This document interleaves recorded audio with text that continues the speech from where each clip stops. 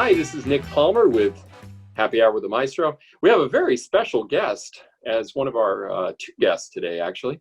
He is the general manager of the Performing Arts Center, the Coliseum, and the Convention Center here in North Charleston, and has a big job keeping all of those things straight. Please welcome to Happy Hour with the Maestro, Frank Lapsley. Thanks, Nick. It's great to see you again. I miss having you guys in the building. You know, Well, that old building really likes to make noise, and we miss having you guys in there making all that beautiful noise. We need to get you back soon. And we really miss being there. That's why I have to have this virtual background, because I want to remind people we're coming back soon. I know, it's beautiful. Tell us about how you came to the PAC and the Coliseum and Convention Center job. What brought you here? A little bit of your background. So I started out at in college as a engineering major, but I was leaving every weekend to do shows. I actually worked for Vince McMahon, the wrestling impresario, at that point. And about halfway through college, I switched majors to sports management and got into the arena management side of things, and been progressing up through my career, basically up and down the East Coast. Did some time in Florida, some time in Connecticut, where I met my wife. And what's really funny is that 30 years ago, I helped open the North Charleston Coliseum before there was a PAC and there was a convention center, and left to take a job that I thought was better, only to realize that it's not necessarily the job. You have to think about the environment too. So for the past 25 years, I've been looking for a way to get back to Charleston and the Low Country because we loved it here so much. And my wife and I and our family was in Charlotte.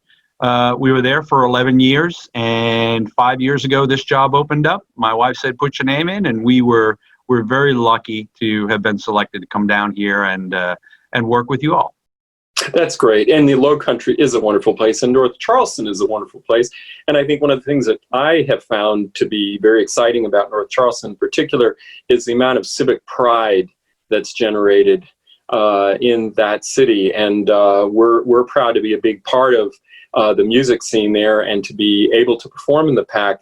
So tell us a little bit about the particular challenges that you find right now with COVID-19 and how we're going to get through it. Well, first off, you touched on something that's very important. The mayor and the city council are very proud of all the things that the Pops have been able to accomplish and where we've come over the past, number of years, from just starting out to now we're really starting to hit our stride. So you're absolutely right. This component of the entertainment of our complex really adds to the fabric of what we do here. On any given night, you can see any type of show, and including quality classical and popular music from our Pops. So you're absolutely right. This creates an incredible orbit for the folks of the Low Country to come into our venue and see our shows. So for the past 4 months, we've been figuring out what day one is going to look like. The good news about my company is not my company, the company I work for, is that we have a collaboration of over 300 stadiums, arenas, convention centers. We have a program that's called Venue Shield. That is about, the manual is about 280 pages long, and it provides all the details for every single component of making a building safe, from event operations to, the biggest part's going to be the custodial, making sure we have things clean, making sure we have the right rotations, making sure we have the right chemicals, making sure that we have a timely cleaning of surfaces. Making sure that our guests and our staff and our performers are all adhering to the COVID mandated protocols. So we've been studying up. I would imagine us to be that we're in the starting blocks. We're ready to go. But we're looking over our shoulders at the other venues. We're looking to the governor for when he will release to be able to start taking more people into the venue. But from an operating standpoint, we're ready to go. and we're ready to go based upon what the world looks like now. If the world changes or the protocols or the procedures change between now and the day we're open, we'll be able to shift, and we'll be able to either add more or subtract more of the procedures and policies and things that we need to do to keep the building safe. Because ultimately, it is our charge to make sure that the building is safe first.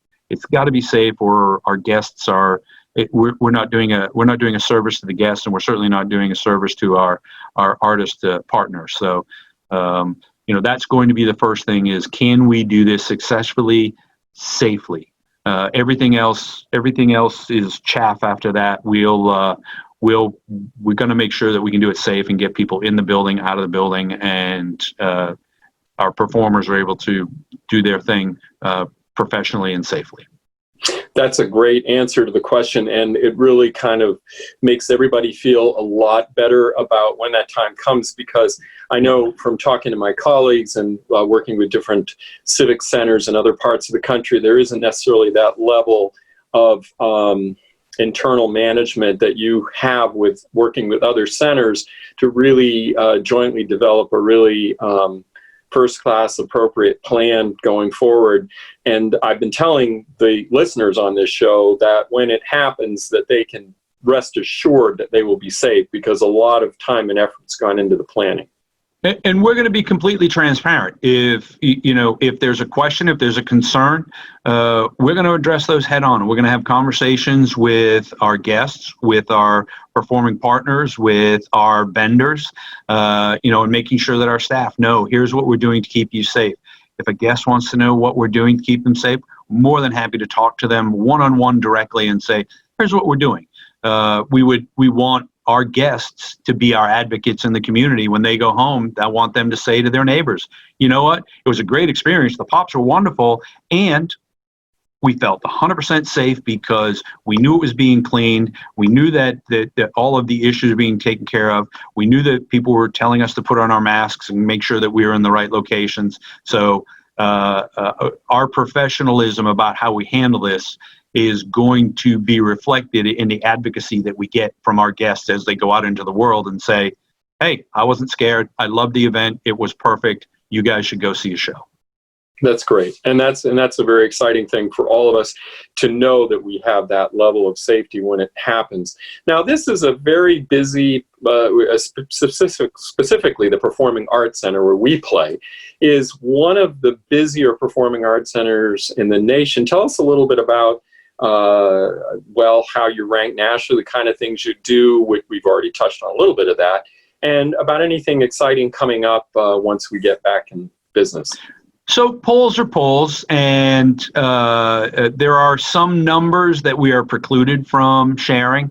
Some promoters don't like them, but even with the numbers that we put out there, I think our last rank was 14th or 12th in the nation about where we were, and we're really proud of that, and we'd be a lot prouder if we could submit some of the numbers that we can't, but we're still proud of everything we do. I mean, having that recognition is very nice, but having 2,400 people walk out with big smiles on their faces, I'd rather take 2,400 votes from our guests having a great night than a few votes from those polls. So yes, we are ranked nationally. We're proud of that, and the way we get that is our promoters and our partners understand that and bring us shows back.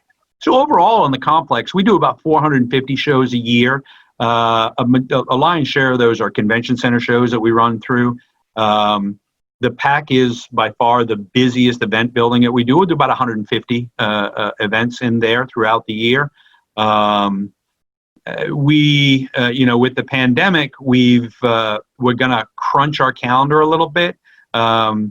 As you know, the Pops plays almost the full, and I call our season is basically matching up with the hockey season, but we start in October and we finish in April.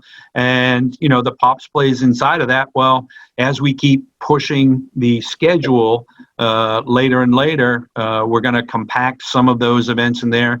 I know that our Best of Broadway is going to be compact. We were lucky enough to hold over Cats.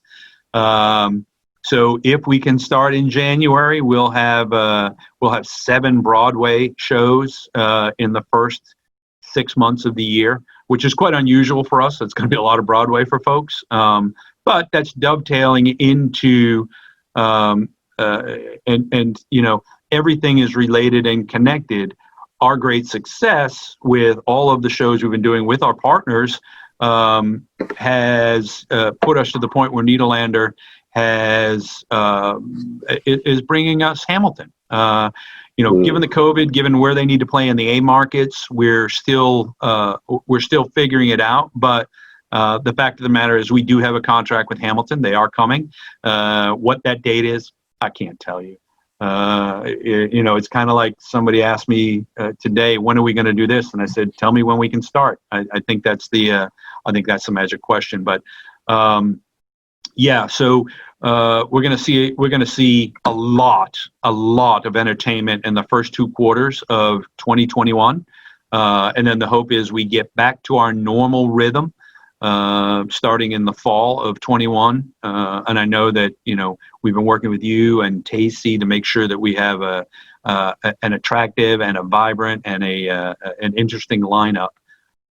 So we'll be ready to go. Yeah. But, you know, that it's a great building, and the promoters love it. The artists really love it, and the guests love it as well. I will tell you, one of the interesting things we've been able to do,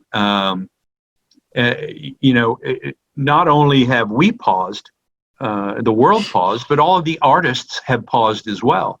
So, you know, when I talk with an agent, or I talk with a manager, or I talk with, you know, a promoter, I always give them the wink and the nod and say, hey, your artist is going to need to practice. And I don't mean practice their songs, but, you know, whether it's lighting cues, whether it's sound cues, whether it's background singers, you need to get everybody back together for a couple of days just to figure out how everything works.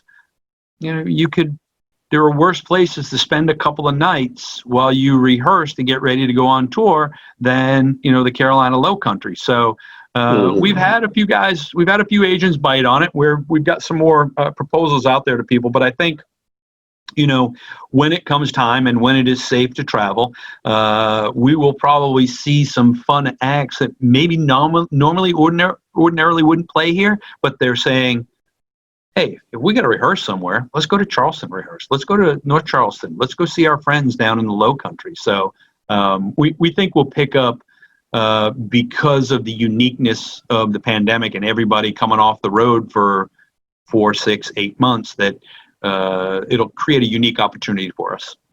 I agree. And, you know, that's really quite a tribute to you, the way you run the center, and all of your great employees, that you have that popularity, and to be in the top 15 of the nation in a city that is not a very large city compared to a lot of major hubs. And as I've said on this show many times before, we have tremendous respect for you and your staff, because we feel great every time we get on stage, and everything is so seamless. We find the level of professionalism to be just remarkable. And I know that the guest artists, when they come here, feel the same way. And of course, as you say, it is a wonderful addition to be able to come hang out in the Low Country. And everybody once I ask them, I say, you want to come down and play in the Low Country? There immediately, yes, we love it. And so it's a great place. Now, you have a big role with the Pops. You're a board member, and you're involved in a lot of things that we do. Tell us a tiny bit about that, and then let's talk a little bit about what we're going to see later when we go with Tacy and Jeff Lichtenberg into the center to see some renovations that are happening. Yeah. Hey, first off, thank you about the talking about my staff. You know, I don't run the building; they run the building, and you know, when you get into a large corporation, you realize that the really smart people that you've hired and put in those positions to run those roles really are the people who run it. And whether you're dealing with JJ, or you're dealing with Jeff, or you're dealing with Rod or Peter or Kelsey, you know that we made some really good decisions on the people we chose to be part of our team. So I appreciate it, but the credit starts at the bottom, not at the top in our building. So thank you, though.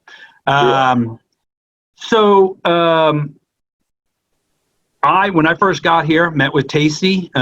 We had a great conversation. I told her how much I love being part of the Pops. I love being part of what we're doing, this everything we have going on at the Performing Arts Center, and especially the fact to get in with a company that's growing, with an organization that's growing, where there is no upside, where there is the tangential benefits of the pops doesn't necessarily end when you guys take your bows at the end of the night.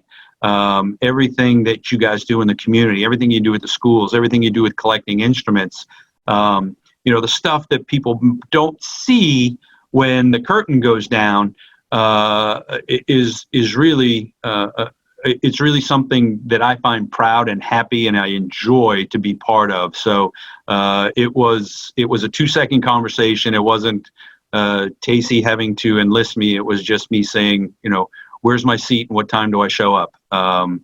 I've enjoyed it. It's a great group of folks who are passionate advocates, and again, passionate advocates for quality entertainment in our community, but also for making sure that we're growing that community, make sure that the kids are getting that music, making sure that the choral groups get an opportunity to sing, making sure that they all get a chance to see, hey, what's that level up from after high school or after college? What is it that if I have the arts in my blood, what's that look like? What's the manifestation of that? And those kids who get to see that is very rewarding.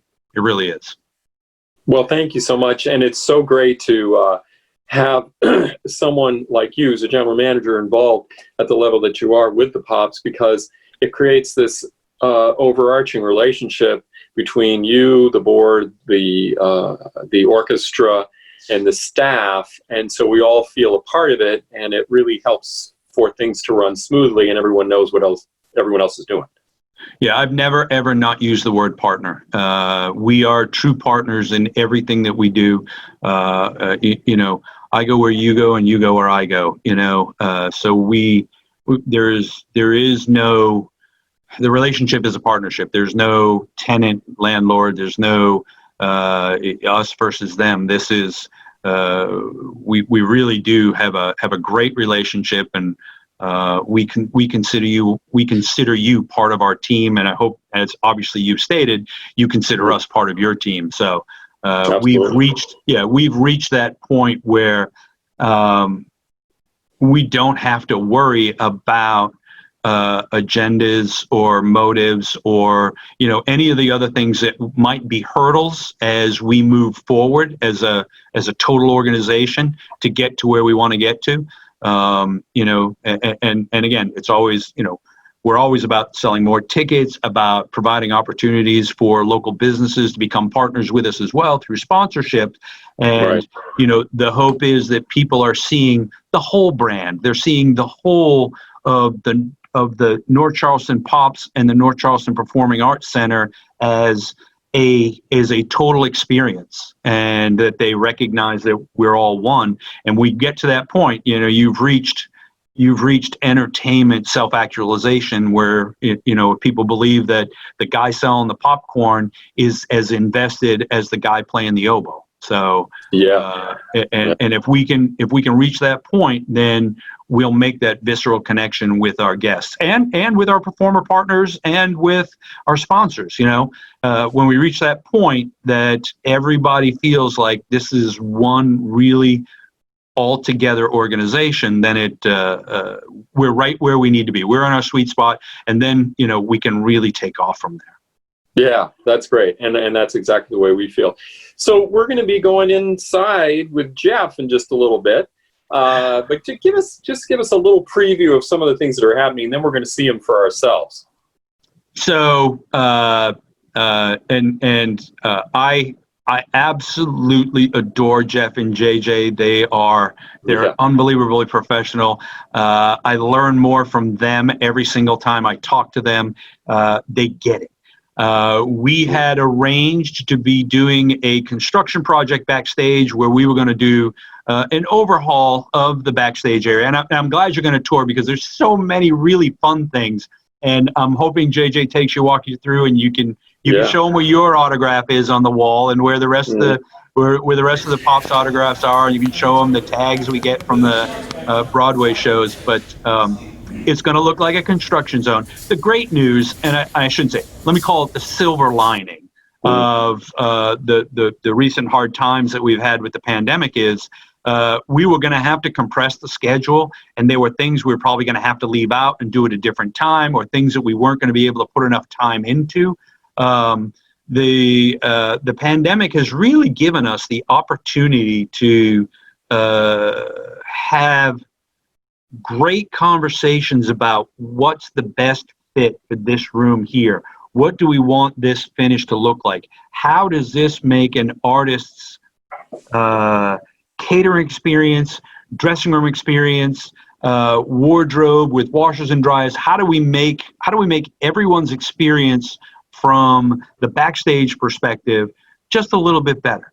Because again, everybody talks, and guys are on the road with one band today, will be on the road with another band next year. And if we can get the word on the street that, hey, the guys in North Charleston did a great job upgrading, they got a great crew, they got a great staff, and now they have a wonderful building, that will really, it's the little things. I always say, I don't know what it is that's going to make us important to the next person, so we just got to do everything better. So we are, So we're excited. We're pleased. Again, it's going to look like we are stripping everything to the bones. We're only leaving the autographs, and I hope Jeff will show you all those things. And I'm going to leave all the details to him, because it really is a labor of love for him, and I don't want to steal anything, but you're going to absolutely love it. One of the other things, and again, it's the stuff nobody sees that we do planning for years and years and years to get ready for, because they're so expensive. The chilling towers and the coolers that run the air conditioning for the Performing Arts Center and the Convention Center and the ballroom have reached their life cycle. They're 25 years old, but it was $3 million to change those out. So we are in the process of changing those out. And I think one of the things that, and I probably should have led with the best news possible, is we have no more parking problems ever again. No more parking problems. Everybody wants to hear that. Yeah, I can hold major concerts in the Coliseum and in the Convention Center. We can hold the boat show and a concert and our Pops group.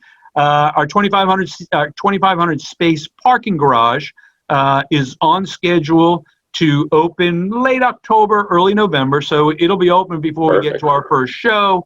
And we're very excited about it. It's really going to be the next step in helping me be able to book more shows. But we're really excited about how so that's going to be on time and on schedule. But, great. But again, for us, for me, and for you, we are gonna we're doing up the backstage, and of course, when you're walking through, if there's something that the Maestro needs, be sure to let us know, because we can fit it in now. So I think you'll be happy with.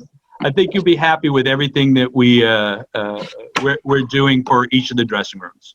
Well, all I can say is, I've been in the business now for 35 years, and the dressing room I currently have is my all-time favorite. So it would be hard to top it. Okay. Well, it'll be just a scooch better. So nice. You'll enjoy it. We're really, really proud of what these guys are doing. Great. Well, thank you so much for joining us, Frank. We're really excited about all the things that you're doing and all the exciting things we have to look forward to, and especially excited to now take a tour and see some of the renovations. So thank you, Frank Lapsley, for being with us on Happy Hour with the Maestro. Enjoy your happy hour. Thank you, folks. Thanks, Frank.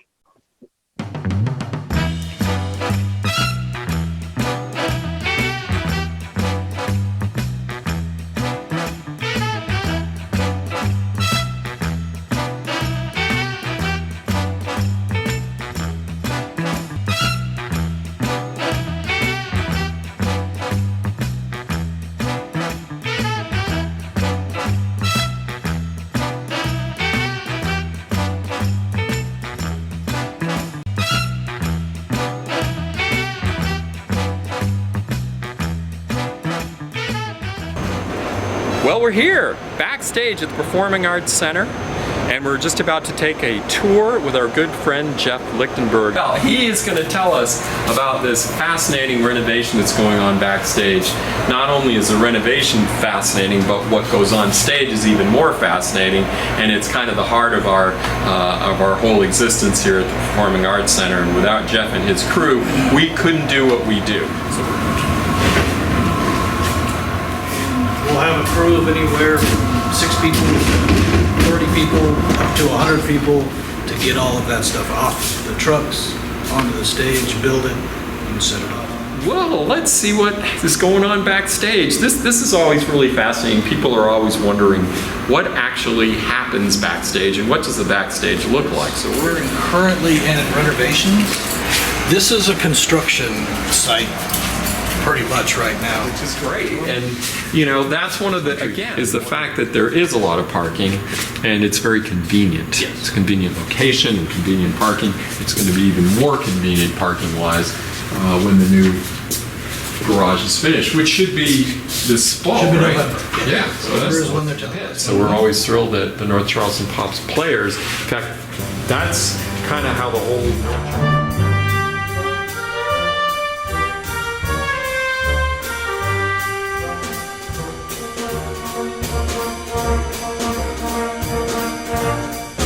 We're going to go backstage and you can show us what's going on back here and what happens back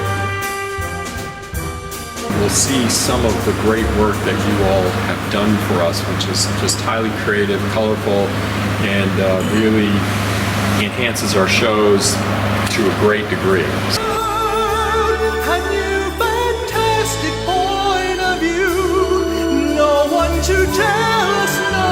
Of where to go, or say we're only dreaming.